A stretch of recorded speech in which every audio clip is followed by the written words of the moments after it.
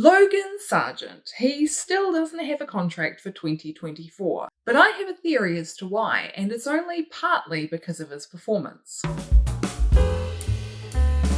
So, he finally got some points on the board. Good on him.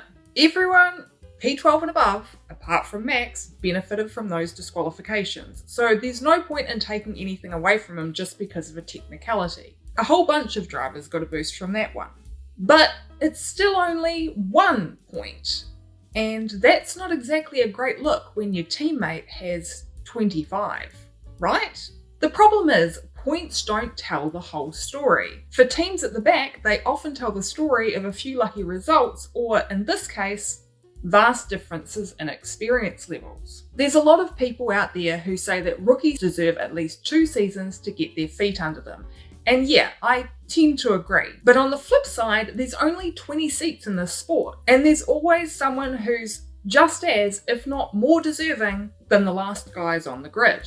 Formula One is ruthless, and to avoid getting the chop, rookies need to show improvement over the course of that first season, or bring something else to the team that's not just about going quickly around a wiggly loop. Some might not like it, but it's the reality. Unfortunately for Sargeant, he really seems to have struggled under the pressure this year and gone backwards. The string of crashes he had in the middle of the season really showed how tough he was finding it. And while I'm not a fan of the resilience is a requirement in this job, not an option concept, due to being in one of those jobs for a really long time, even I have to admit that top-level sport is kind of an exceptional circumstance. I'm not sure if this points result is going to be enough to keep Logan Sargeant in his seat for a couple of reasons. The first of which becomes apparent when you start digging into the data. The second I'll get to at the end of the video. So, what data? No, I don't have special access to all of Williams' lap times and telemetry to see what James Vowles was talking about a few weeks ago when he was discussing Sargeant's speed. No, I'm talking about something that sits alongside the points table and the championship results, but we don't seem to talk about very much in these parts. Average finishing position. Once again, I brought out my favourite of all of the office tools, the spreadsheet. Comparing Sargeant directly to Albon is like comparing my childhood best friend's kid-friendly horse with one that regularly bolts out of the starting gate every weekend. It's an unfair comparison, but we can compare Logan's average finishing position over the course of a season to other teammate pairings that included a rookie. And this probably won't come as much of a surprise, but the results, they're not great. Now, obviously, any comparison regarding results is always going to be stymied by things like whether or not a retirement was a driver's fault, or if they suffered damage that was caused by somebody else that pushed them down the back of the field. So, in the interest of full disclosure, I excluded sprints entirely in the data, which to be honest probably would have only made it worse for Logan. And for simplicity's sake, I gave any non-classified retirement a finishing position of 20th. This is mostly so that I didn't have to go back through all of the races and see what order the retirements happened in. I'll be honest. So this is pretty much the first season that Williams has been competing in the midfield since Massa and Bottas. Kia ora, it's Editing Kimmy here. What I should have said was Massa and Stroll, because in 2017 they finished 5th. So my bad. I'm really sorry, guys. You did a good. Well done. We're moving on now. Okay, bye. So George Russell's first season is a little bit of an outlier. His teammate was Robert Kubica, who was basically driving 1.5-handed, and Russell finished on top come the end of the season, an average of 1.29 places ahead. So you think he'd wipe the floor with Latifi, right?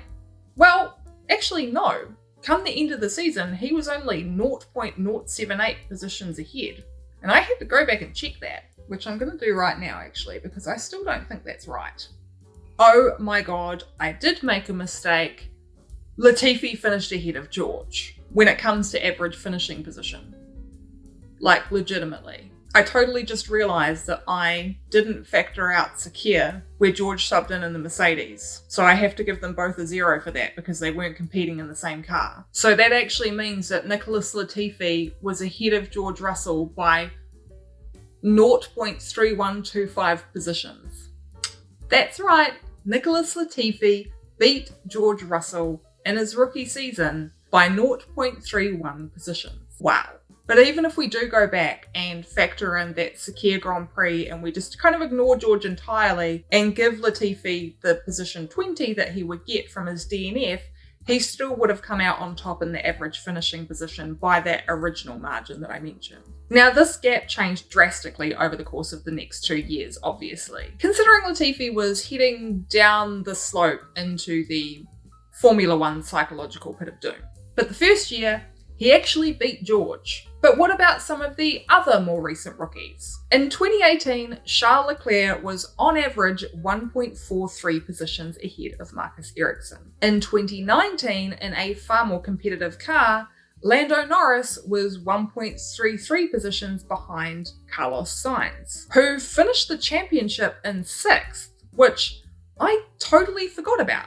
Sorry, Carlos, I am part of the problem. Also in 2019, and a little bit truncated here thanks to the mid-season driver swap, Alex Albon beat Danny Kvyat by 0.24 positions during his time in the Toro Rosso, and was only 1.22 behind Max Verstappen in the Red Bull. In 2020, Yuki Tsunoda was 2.95 positions off Pierre Gasly, and freely admitted he didn't think there was any way he'd be getting a contract renewal. He was only really kept on because Red Bull didn't have anybody else ready to step up. In 2021, we had Mick Schumacher and Nikita Mazepin, and I didn't even bother to pull the results for those two because, let's be honest, Haas barely even managed to put a car on the grid that year. And then we come to last year, where Zhou Guanyu was 2.05 positions behind Valtteri Bottas. Lastly, we come to the stat that absolutely floored me, and I really thought that I'd screwed up with the data, but I have gone back and double and triple checked this. This year, Oscar Piastri is currently sitting 3.38 positions behind Lando Norris in the average finishing position competition. In his defense, this is kind of skewed by 2 retirements where it wasn't really his fault and one where it's kind of debatable. And Lando has yet to have a single DNF this year, like, knock on wood. So if you remove those races from the data, the difference is more like 1.8. But still, I was shocked. Logan Sargeant currently has an average finishing position differential as of the 25th of October 2023 after 18 races of plus 3.83. That's almost 4 positions on average behind Alexander Albon. Now, I know, James Vowles seems like a pretty straight up dude. He seems to have a massive amount of leadership capacity, lots of patience and forethought, and honestly, I find him one of the most interesting people in the paddock to listen to. But even though he's outwardly been very supportive and from what we can see is doing his level best to help Logan help himself, there has to come a point where you stop and ask the question, is Logan Sargeant going to get any better, and am I prepared to take that risk? Because at the moment, Logan's average finishing position compared to his teammate is the worst of any rookie since 2018. It's not like you can't point the finger and say some of the others didn't have vastly more experienced teammates as well. Which leads me to my main point, which is that I think Williams is sitting on their hands and waiting to see what happens down the far end of the pit lane. Yes, I think they're waiting to see what happens with the Checo situation. I think they're waiting, ready to pounce, just in case Red Bull decides to turn that 2024 contract into a few mil of payout coin. I wouldn't be surprised if there's even a little bit of closed-door chatter going on already. And honestly, I don't blame them. Williams made a €20 million loss last year, and Checo comes with a huge amount of sponsorship and even more American fan support. And by American, I mean American, not American. Checo's worth more to any team that he's in and F1 as a whole than one underperforming US American rookie, is basically what I'm saying here. You know what? I hope this happens, because if you put me on the spot and asked me what driver pairing I would most like to see out of one that's never happened before, I would without hesitation say Sergio Perez and Alex Albon. I just think that'd be great.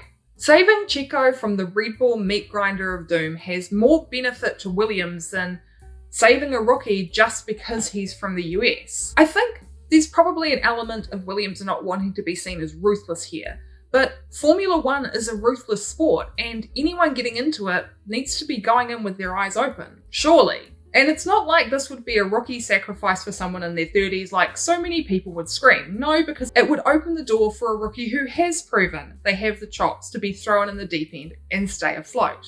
Even swim a little bit. It's not Logan's fault that he was brought into F1 a year too early and on a bit of a whim. That's on Jos Capito. But building yourself up after the thrashing that he's had this year is going to be a tough mountain to climb. And if Checo's on the market once everything shakes out, well, I know what I'd do.